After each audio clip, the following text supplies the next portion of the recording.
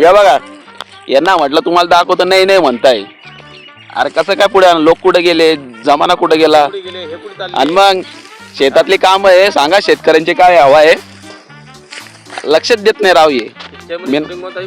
हा सांगा बरं काका सांगा बरं काय म्हणता काय सोबत येत नाही पण माणूस सोबत राहतो ना.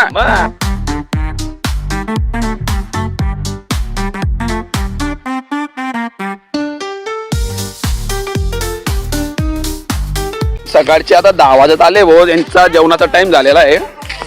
सर्व आता 2 जण कुठे येते ते 2 जण काम करत आहे. बाकीचे इथं आले आता हे मस्त जेवण करतील. त्यांचा डबा बी आणलाय. आणि तिकडे काकाचं शेत आहे नंदू काका आमचे. हे आहे नंदू काका. हे सर्व भाऊबंदकी आहे. भाऊबंदकी मध्ये त्यांचे हिस्से आपले किती कोले. अरे या भरलेली विहीर आहे. आता हे बघा विहिरीतून लोक पाणी शेतात देतात आणि शेतातलं पाणी आता विहिरीत जाऊ राहिलं.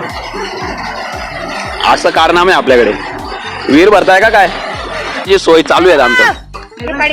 काय जेवायला शनी हे काय मटणाचा रस्ता आहे का काय. मटणाचा रस्सा, शेवग्याचा रस्ता म्हणते मटण कुठून आलं. हे दशमी आहे कालच्या बेसनाच्या दशमी आहे का. हा एकदम बढिया. एवढी झाड आहे ना एकच कान बाजूला राहा लय झाड आहे. कशा आहे आमच्या मोठ्या आई नाही दिसत आहे का इकडे दाखवतो. 5 स्टार हॉटेल मधल्या हॉटेलाची जेवणाची चव वेगळी आणि शेतात येऊन जेवणाची चव वेगळी मजाच वेगळी का हो. हा निसर्गाच्या सानिध्यात आम्ही आमच्या परिवारात असा व्हिडिओ. आमचे काका म्हणताय संतोष काका, हे आमचे नंदू काका काका आणि हे काकू. मोठ्या आई बसलेल्या आहे त्या नाही म्हणताय म्हणून विषय संपलाय.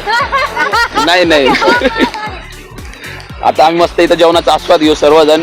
खूप वर्षानंतर एकत्र आहे तसं विषय वेगळा आहे. जाऊ दे या जेवायला मस्त जेवण करूया. शेवगाच्या शेंगाची रस्त्याची भाजी आहे, पोळी आहे, बेसनाच्या दशम्या आहे, लोणचं आहे, आमच्या काका आहे.